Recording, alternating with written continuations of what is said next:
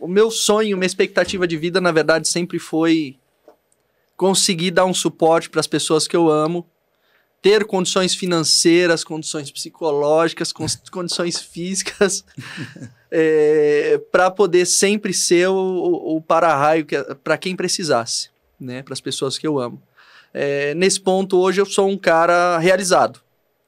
E eu gostaria muito de poder, claro, ser pai. Thaís, olha, não se esqueça de mim. Falando de novo, exatamente, né? Porque é muito, é a segunda vez que cita, né? Eu gostaria muito de poder seguir nessa jornada, de saber que eu tenho as minhas responsabilidades para com as pessoas que eu amo e poder ser cada vez melhor nisso para elas, né?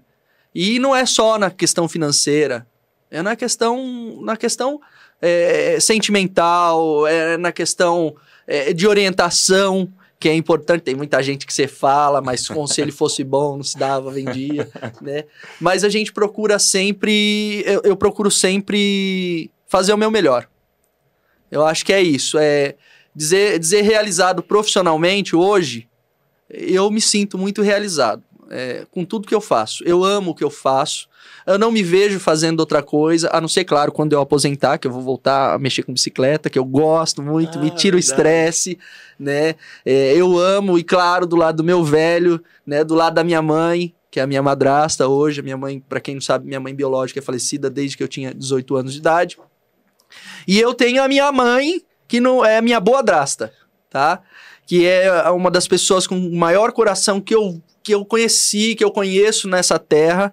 É uma pessoa que se propôs a criar 3 meninos de uma hora para outra, e que deu todo o seu amor para eles, e que todos eles chamam-a de mãe, né? Marlene Cristina de Almeida, e que hoje é uma pessoa que de fato a lei reconhece como minha mãe. Tá na minha certidão de nascimento, de casamento, tá no meu RG, tá no meu coração. Você é incrível, mulher. Eu não tenho palavras para dizer o quanto eu te amo, tá? Você é demais. Cara, bom demais. E cuidar dos meus pais, para mim, é a minha tarefa principal. Acho que a realização é poder dar o melhor que eles puderem nessa vida. Eu acho que isso sim, é o meu maior sonho. É poder cuidar dos meus pais enquanto eles forem vivos da melhor maneira possível. E cuidar das pessoas que eu amo. Ponto. Cara, bom demais. E representando aqui, agora, como te conhecendo, como sendo família, né? Que eu te chamo de primo, sabe, né? Sim. Me presta um lencinho aí. Vai precisar agora. Já deixa aqui que eu quero falar uma coisa pra você, cara, aproveitando a oportunidade. Isso é muito evidente, muito claro em você, esse cuidado com as pessoas da família. E já falei, já agradeci, quero agradecer novamente, porque você ajuda a gente muitas vezes. No caso da Bruna lá, você ajudou de um tamanho que eu não sei se você tem dimensão, mas falando em gratidão, eu já te falei isso e falo, aproveitando abertamente, publicamente, sou grato demais, cara. Eu acho isso muito honrado e louvável e sou muito grato de verdade. Quem cuida dos meus é melhor do que cuidar de mim, cara. Acredite, eu fico feliz demais, sou grato imensamente.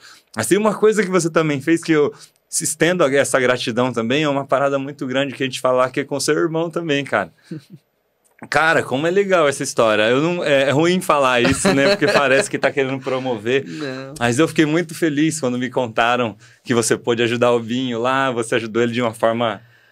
Realização de um sonho também sim. Foi, né? A minha vida... Pode falar disso? Posso falar, sim. Foi...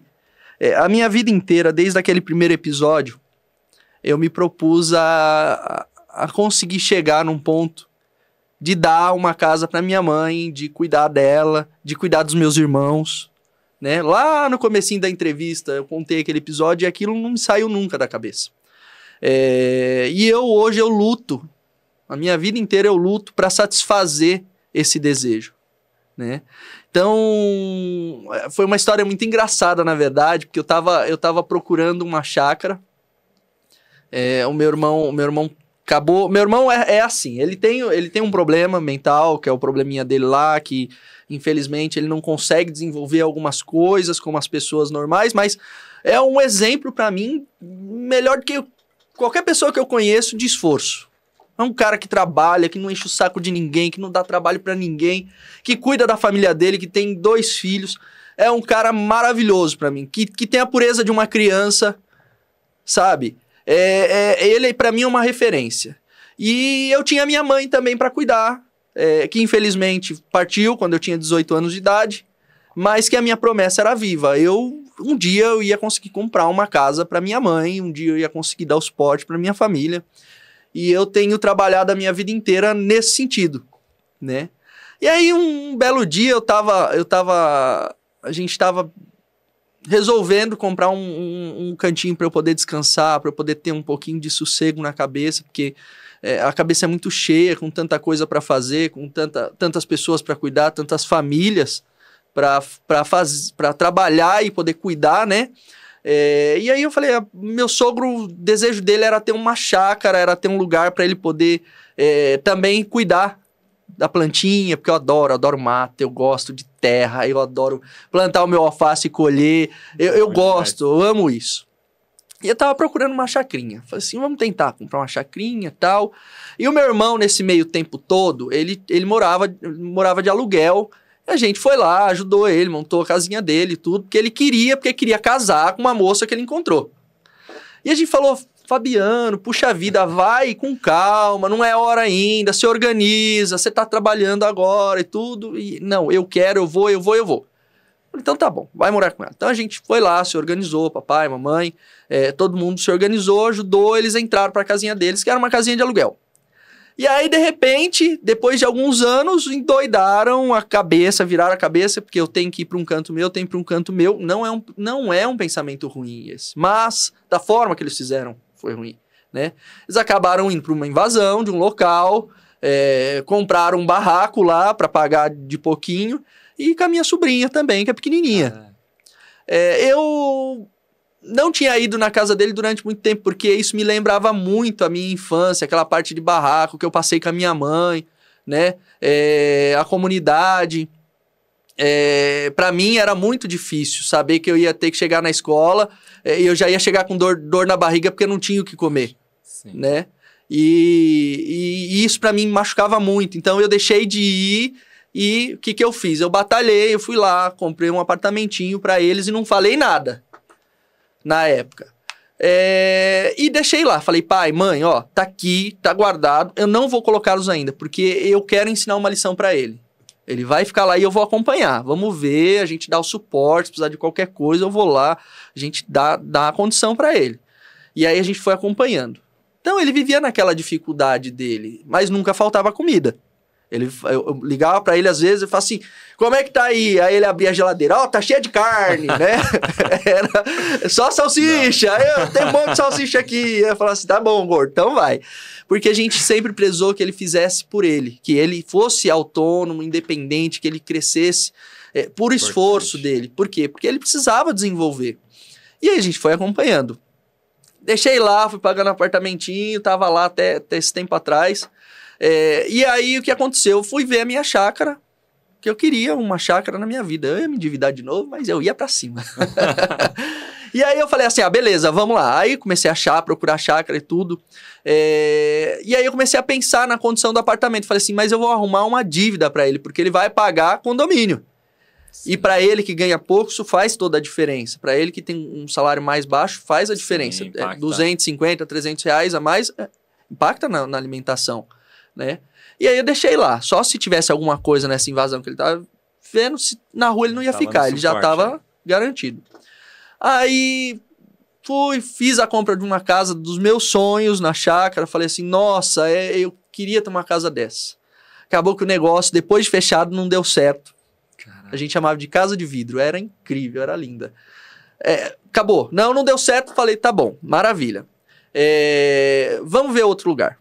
Falei, o sogro tá aposentado, agora ele precisa arrumar alguma coisinha pra ocupar a cabeça. E o sonho dele também era ter um lugarzinho pra ele poder ir, pra ele poder plantar.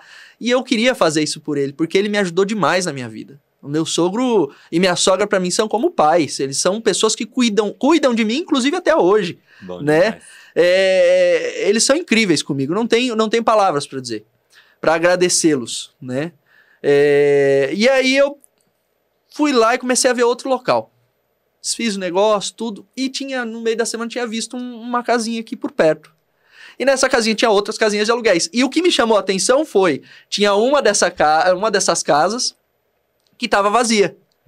E eu olhei e falei assim, olha, se eu comprar aqui, eu vou pôr meu irmão pra morar aqui. Caraca. Tá perto da Raposo, ele consegue ir, não precisa pega o ônibus com 3 minutos, 5 minutos, ele tá lá. Vai ser uma mão na roda. E aí eu tinha dado a proposta na época, não tinha aceitado, eu deixei quieto. E aí eu fui fechar outra chácara e tudo, achei a outra chácara maravilhosa, gostei também, falei assim, agora eu vou. E aí eu olhei pra minha esposa, falei assim, amor, minha parceira, Thaís é minha parceira, não tenho o que dizer dela não. Aí eu olhei e falei assim, amor, você topa adiar um pouquinho o sonho da chácara? Ela falou assim, por quê? Porque tem a casa assim, assim, assado, em tal lugar, tem uma casinha lá e é meu sonho dar uma casa pro meu irmão, né?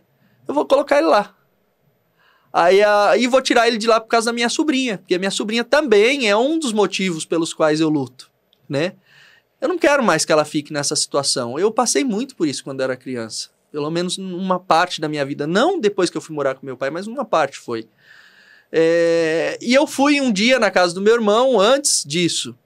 E eu voltei chorando, porque eu lembrei da minha infância, né? Eu falei, a minha sobrinha não tinha o mínimo que ela merecia para viver. E aí eu fui lá, falei com ela. Nesse dia a gente tava tomando café da manhã na padaria lá em Calcaia do Alto, não esqueço nunca. Falei, você topa mandar uma proposta naquela casa? Agora, com o valor da chácara. E a gente adia um pouquinho?